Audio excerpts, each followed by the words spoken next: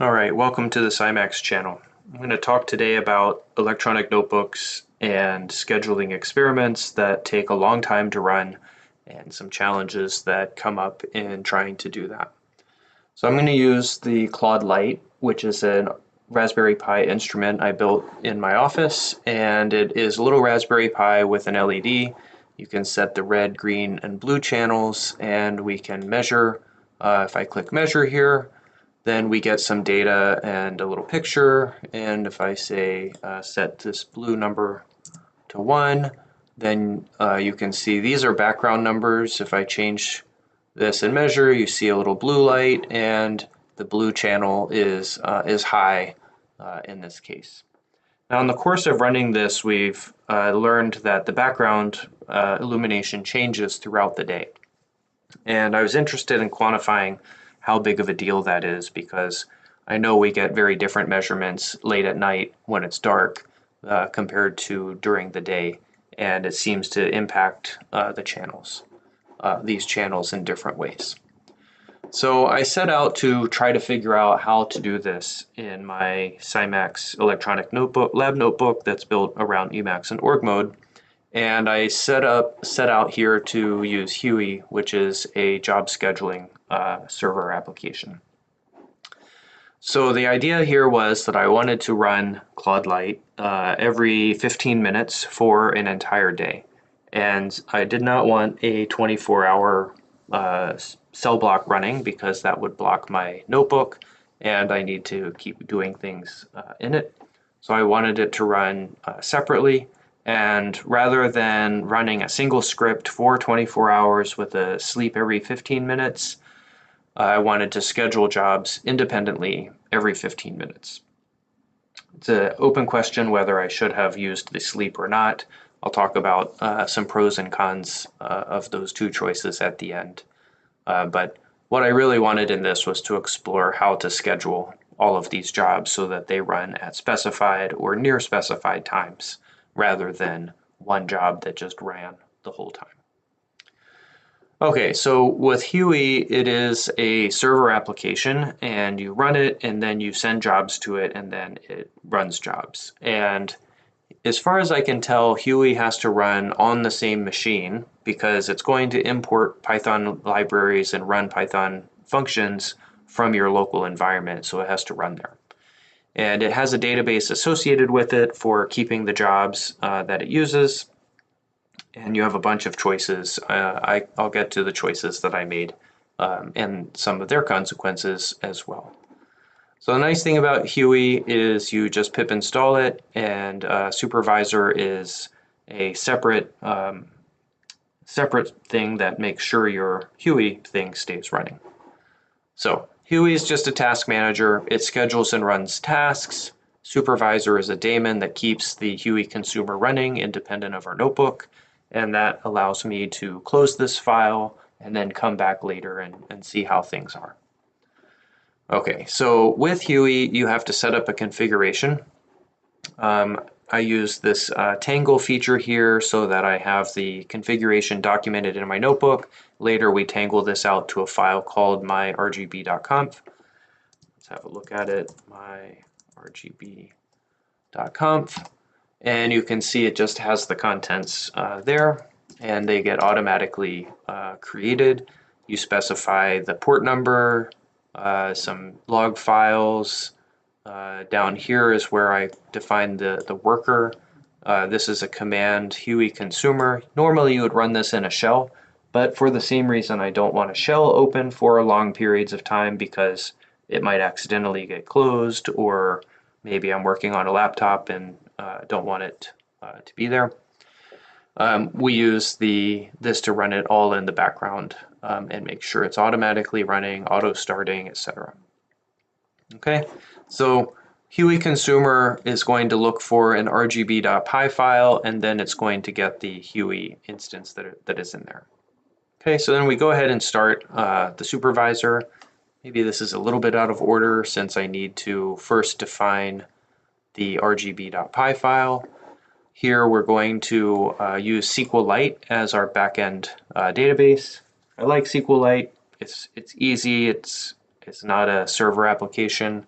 But later I'll talk about a problem I ran into that is very specific to how I set this up. But it did happen nonetheless. Okay, so what we do in this rgb.py file is we create a task. So here I decorate a function, huey task. The function's called measure.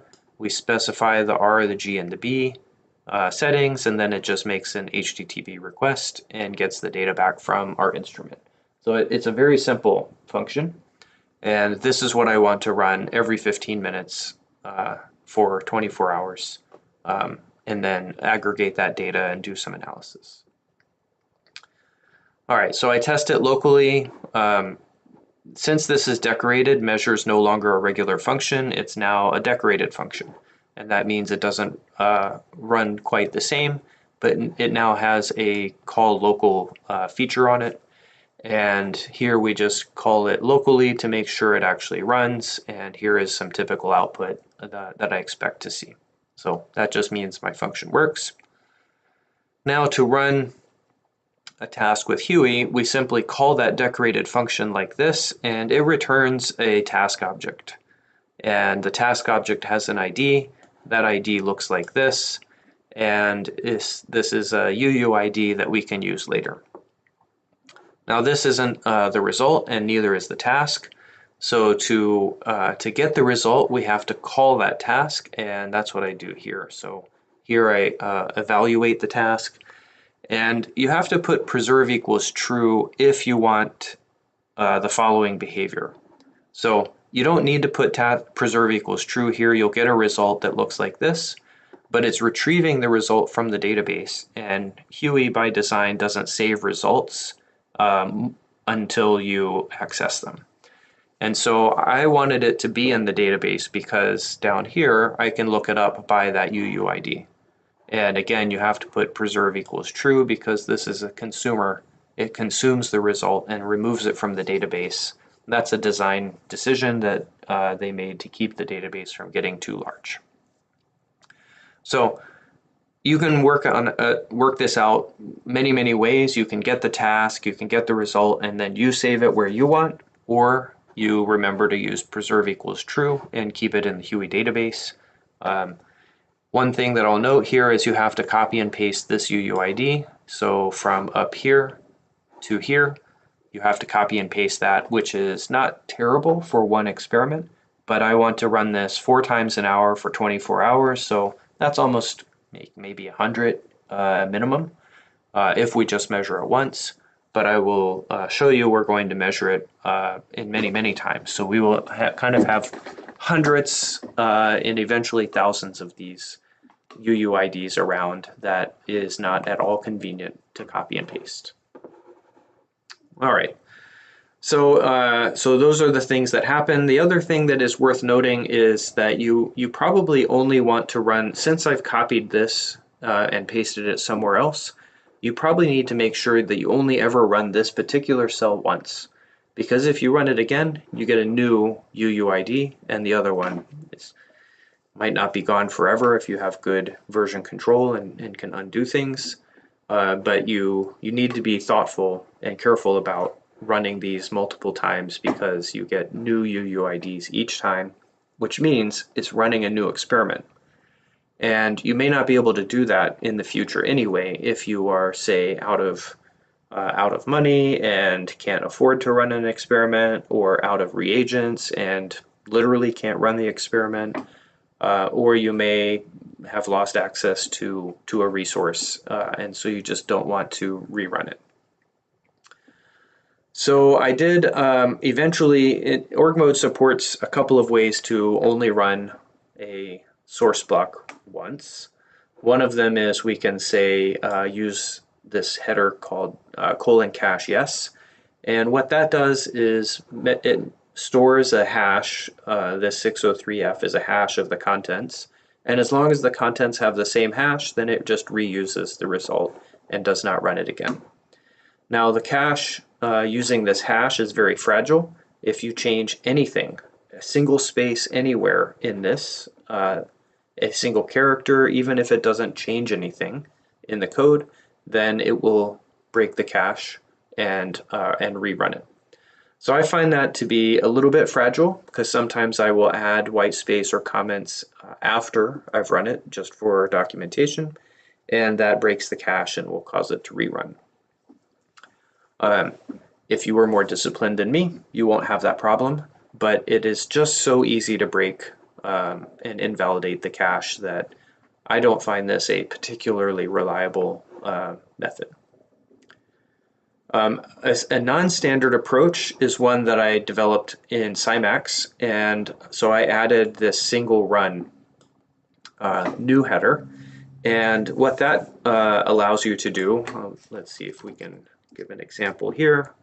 JP, we start out with single run as a value of true, and then let's say print time.time.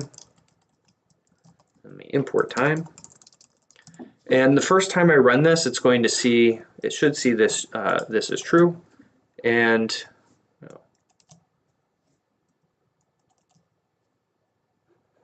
it's interesting. That's not working like it's supposed to. Probably I have to run some advice function that, that worked when I was doing this. What I expected to happen is that it replaces the T with this 2025, or like with a timestamp, and then it doesn't measure, doesn't run it again.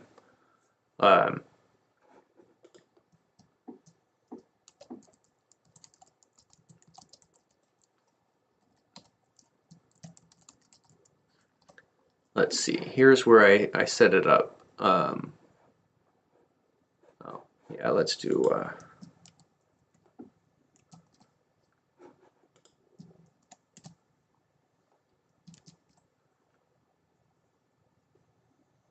so this should be adding advice.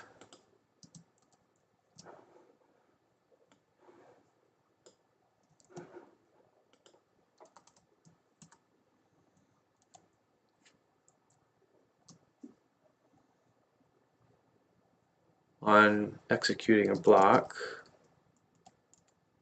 There it is, and now it should not run again. So now that it has this timestamp, you see I can run it many times, and this doesn't change. That's a non-standard feature. I kind of developed it just for this so that I could have a feature like this where it only runs once and then doesn't run again because it has a timestamp, and this tells me when I last ran it. This one looks like I ran a month ago.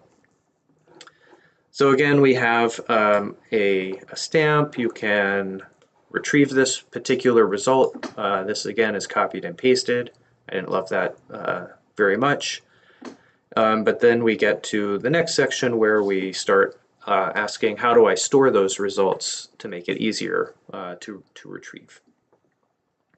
All right, so we're really building up kind of step by step how to get there. Okay, so there's a bunch of ways that we can store task IDs to retrieve results. Some of these are specific to org mode. Here, for example, I have a UUID that I store in a header, and then I can access that property in a source block. And so here we're getting a UUID, and I'm going to use a shelf file. This is like a database in Python that uses pickle. So I'm going to open the shelf according to that UUID. And so now this is basically storing the location of a database. And then for each one of these jobs that I submit, here I'm measuring, I'm going to store the job ID in the shelf database. And that way I can look it up later. Okay, so here I set up a way to save a database name that is local. We're going to save it. It should be, there should be a 39. So you can see down here, this is the name of the database file that we'll store those results in. And we print them. I think it's a good idea to print them if it's not too long, because you may need to come back and get them. All right, so now later we have to retrieve and update our database. So here I'm going to open the database with write back equals true so that I can update it. And then I stored the task ID is the key, is each entry in that database. And here we just get the results. So these now ran kind of asynchronously. I could have closed the notebook and then reopened it to update these and pulled the results from the database. Now that it's in the database, we can open this up. And so here I open the database, we get out, I think this one is a green result, and we can see that at this particular time we saw a very linear correlation between the input G setting and the measured G out setting. And I guess that I made a note here that these values are not in the order we ran them. Shelf is not an ordered dictionary, and that's just maybe a feature that is the way things were stored. Okay, so now I have a collection of results that are all associated with this particular UUID, which is the name of a database. You can give this a more meaningful name if you want, but naming is hard, and UUIDs are easy. The problem with UUIDs is they just have zero meaning whatsoever. So there's no way for me to tell like what this UUID means without reading through this section. All right, that was a lot to store these 10-ish data points. The next thing we need to do is think about how do we group these jobs, because I need to do analysis on these 10, right? So obviously, maybe it's not obvious, but we could fit a line to this pretty nicely. But I might have another set for another time, or for the red or for the blue channel. So that was the idea here. So in the previous one, these were grouped just by having them all in a shelf database. But if we keep adding more jobs to that database, then I'll have a hard time separating them. So for example, suppose I rerun that at a later time. Now there will be 20 data points, and I need to know which 10 go with the first set and which 10 go with the second set. Or if I had a set for green and blue and red, then I need to be able to pull those out so that I can do analysis. And then if those are at different times of the day, I might want a red ramp at noon to compare with a red ramp at 6 p.m.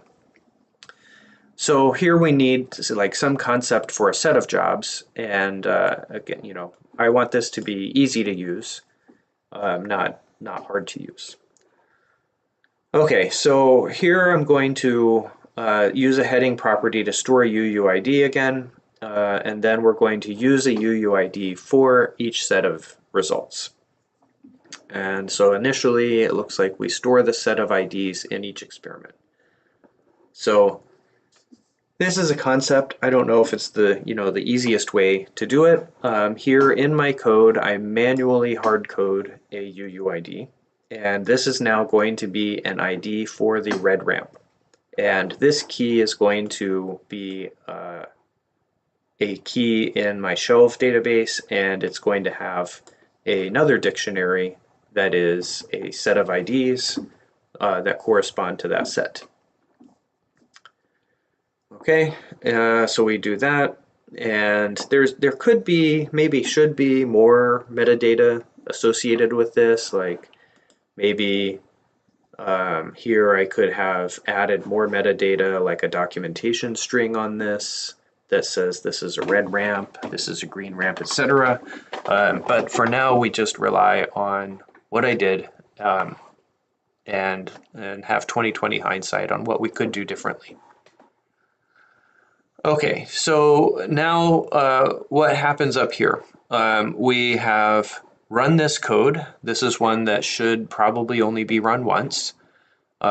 When I run it, it generates, this is a list comprehension, so it's going to run a measure for R in the range of 0 to 1. So this is going to be 10 measurements with a red setting, 10 measurements with a green setting, 10 measurements with a blue setting. So that should have submitted 30 jobs. Those have to run sequentially because that's how Claude works. And so down here, I had to do a little bit of work at about 2 to 3 seconds an experiment. We're looking at a minute to a minute and a half. And so I had this code for checking what tasks were pending and scheduled in Huey. And if you run this, it's not obvious I did that now, but I ran this, a few times every 10 or 20 seconds until the list of pending and scheduled jobs was empty, and then I have to retrieve the results. So these results, again, I have to copy and paste this red, green, and blue. I suppose you could put these in some kind of like Python file and import them. Here, this is all in a notebook, and so I don't do that. We just have these tasks. Then for each set in the database, we get the IDs, and then for each ID, we retrieve the results, and then we have now a shelf database with a key UUID for a set of results, and then in that particular key is another list of actual results. All right, so there's things I don't love about this. Lots of implied information, like the inputs are not labeled R, G, and B. This is really a feature of design decisions I made earlier, especially around the design of claude-light. But we, can work our way out and figure it out. So here I open up my shelf database. We can loop over red, blue, and green. We're going to extract these channels, and eventually we're going to make this plot. And what this plot shows is the 3 lines for red, green, and blue as a function of the implied R, G, and B input. And so you can see green is the most sensitive. It changes the fastest. Red and blue are less sensitive. Maybe the red and blue channels are not quite as bright. And so this gives us now the first data set, which is I now want to do this measurement every 15 minutes for another day. Okay, so just some analysis here. We set up and submit the jobs, we retrieve the results, and we analyze the results. Those are 3 separate things. There's some things I don't love about this, like the 3 UUIDs. You could name these other things, but if you take this approach, there's almost no way to avoid having to copy and paste those things. Okay, so let's see. Here I'm going to modify this in a function. So let's see what this function does. It's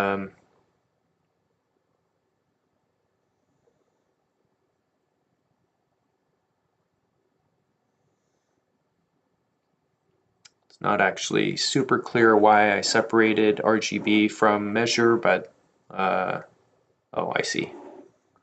Here I make an RGB set. So given a set where X is now a range, this is going to give you a new results vector or dictionary that has an initial time, a final time, and then it updates red, blue, and green channels with those results.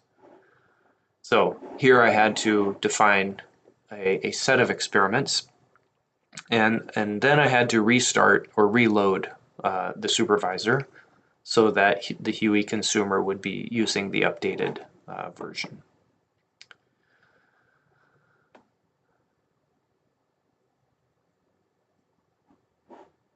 Okay, so then we can use this in the following way. So I can make an X, we can create a task, and then here we're going to just run each of these results.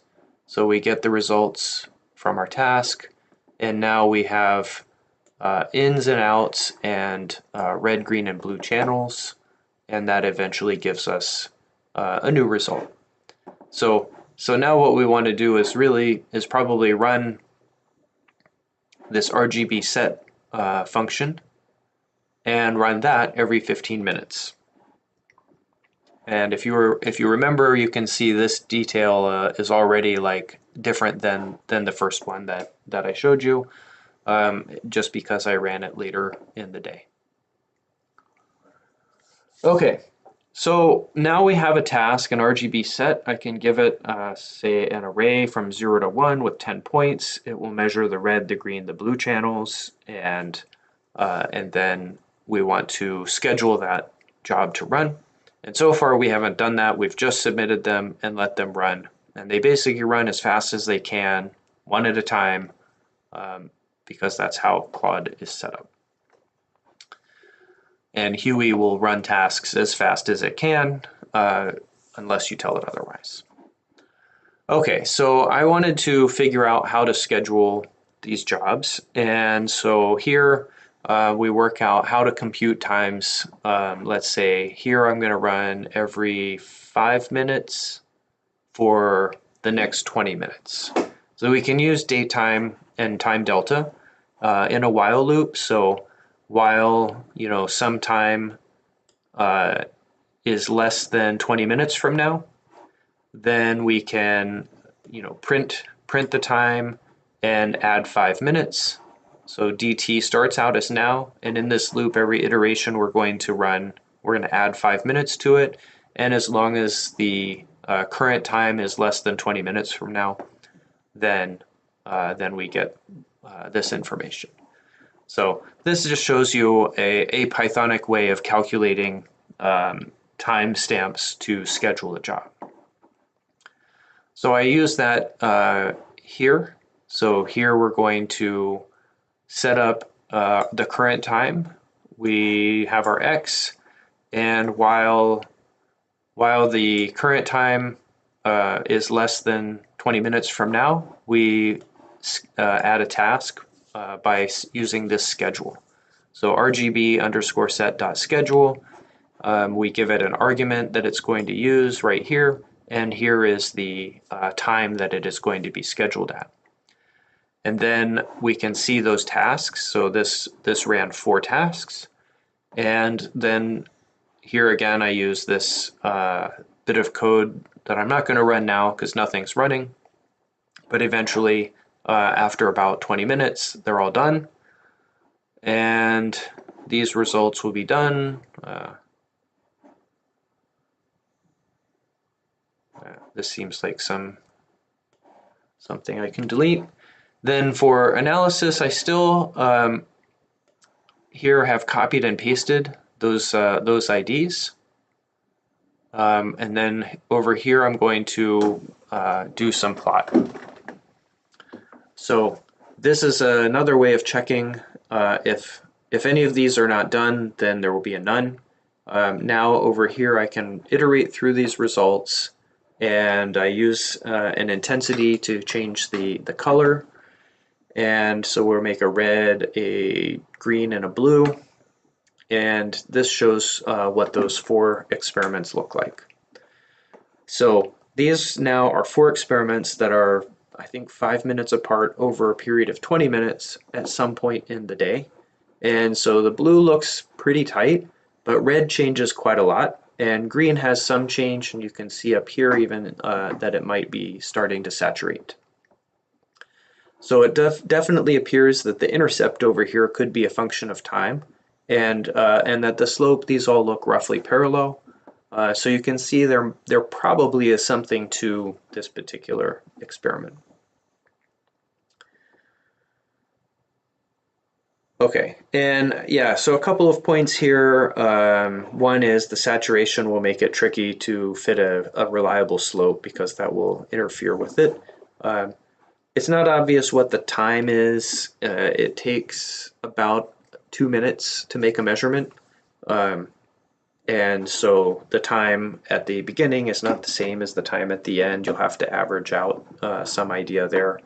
But 2 minutes is, say, fast compared to 24 minutes. And so we still might represent those times. Okay, so how would we plot this as a function of time? There is an idea here to plot the x-axis as a fractional hour. So, for example, 8:30 might be 8.5, and 1:30 p.m. might be 13.5. So I work out here a way to get the fractional time that is given by this, and here we can plot as fractional hour. So this went from 8:30 to 8:60, and you can see that the intercept here is going up, and it looks pretty significant over this small time frame.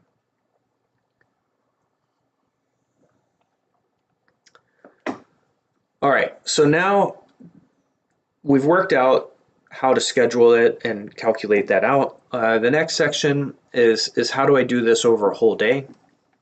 And I'm going to tell you that it didn't work exactly like I hoped, and most of that is my fault. So I run all of these on a computer in my home office, but the files are synced with Dropbox.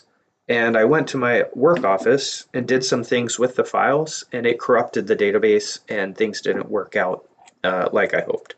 So there's a first time I did this that didn't totally work, and then a second time that did do what I wanted because I made it impossible to mess up. So first, let me say, if you do things in Dropbox, you have to be really careful. Modifying files on a remote system that get synced and can corrupt things like you can corrupt a Git repository, you can corrupt your SQLite file. You just need to be careful about doing that, or don't do it, and then you'll be okay. So let me show you how I set it up to run, and this is again a cell you should only run once because it's going to launch all the jobs. What I did was create, again, I use a UUID for where I'm going to save my files. We are going to do that kind of date-time trick where as long as the current time minus the initial time is less than a day, we create a task, we save the task ID, and then we increment by 15 minutes, and then we run. That submits 96 of these sets. Again, I have this sort of annoying repeated code for checking if everything is done. And eventually I discovered some other problems with Shelve that seemed to cause the database to break. So I wouldn't use Shelve again in the future. I would try to do something more robust. The problem ended up being some incompatibility with Pickle and something changing size or something, but here I tried to save the results, and then here I tried to analyze the results. And so here I'm just extracting the 3 channels over the course of a day, and then getting the fractional hour. And this is all that worked because, again, I went to my office and did something with the SQLite file that ended up leading to a conflict, and so there's lots of gaps where nothing was run. You do see there is a very large dependence right here and in the intercept, but the slope is mostly constant except for right here where you see some apparent dip because probably because it's saturating and that artificially reduces the slope. Okay, so overall it kind of worked but didn't work as well as I wanted. So I went back and tried it again. You can see why you'd want to work this all out on something like claude-light where it's cheap and took me a day to figure it out, and I didn't end up with like weeks of missing data or something like that. So I ended up changing the SQLite Huey. Here I made sure that the database is stored outside of Dropbox. That means that I can't access it remotely at all. And the downside is, of course, you can't access it remotely, but the upside is it can't get corrupted when you do it this way. It's possible using something like PostgreSQL or some server would have avoided this, but then of course you have to set up and run said server. So otherwise, this is just using a local database. We still have the set. I did update this supervisor so that it uses this RGB local just to separate it from the previous one. So here, some stuff to run. Here's a single run once. So we set it up, schedule the jobs every 15 minutes for the day. Here we use that repeated code. I just checked it throughout the day to see how things were going. Eventually, the list of pending and scheduled jobs is empty. That means it's done. Here is where I analyze those results. Again, I can close this and come back, reopen it. We have a new UUID that I use, get all of the results. Here we fit them, plot fractional hour and intercept. And now we have 24 hours of very clean data that goes, shows you at night, the background is very low, but during the day, especially in the midday range here, you see very, very intense change in the intercept because of background noise, but the slopes are basically constant. And let me double check what I did back here. We're only going from 0 to 0.5, and so we don't see that saturation effect. Okay, so this is overall pretty interesting. I think it would be fun to figure out how do I fit a model, because the intensity versus input is linear throughout the day, but the coefficients, especially the intercept, are time dependent. And there's probably additional noise that you might expect from cloud cover or if my lights are on, etc. But overall, this is what I was hoping to get to. And now let me just end, because we're, let's see, half hour in, with some outstanding challenges. These are not real-time results, so the jobs are scheduled, but you have to wait for the instrument. And if other people are using it, then you might get different times. Now, every 15 minutes isn't critical here. It's good enough, but if you need real time, then it might be better for you to have a script that's running and that just sleeps for 15 minutes. And even better if you can reserve the instrument and make sure that no one else can use it. claude-light's not one of those instruments, but that's maybe is a feature. Job monitoring and management is still not like super easy. I showed you I have this little script for listing pending and scheduled jobs. There's not really a dashboard to speak of. It's a little bit tricky to query the database, in my opinion, for jobs that you want to filter. Other tools are more advanced and more difficult to set up. If that's a feature that is important, Huey may not be the solution for it. It's still not that easy to discover and aggregate all these jobs. You can, and I have, claude-light actually saves every job that's ever been run in a long JSON-L file, but there's not an easy way to tag them or otherwise aggregate them. It wouldn't be very difficult to put this into a SQLite database, but it still would be challenging, I think, to find the set of say, the red sequence that was run at 12:15 noon on a particular day. So I think there's still challenges in what to do there. One thing I think doesn't work super well, it's not that easy to kind of compose new functions. So suppose I want a measurement that does background subtraction.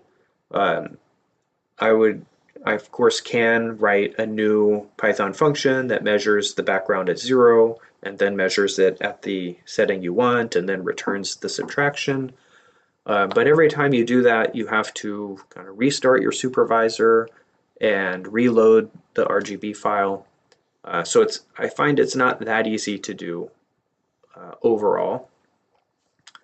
And it's, if you wanted to do some kind of averaging, so, make a measurement 5 times and average it or something like that, there are other tools like workflow tools that are better than what we have here. So I find it kind of challenging in general to, iteratively develop experiments and fix them as it goes. It is just not my experience. You get it right the first or second or third time.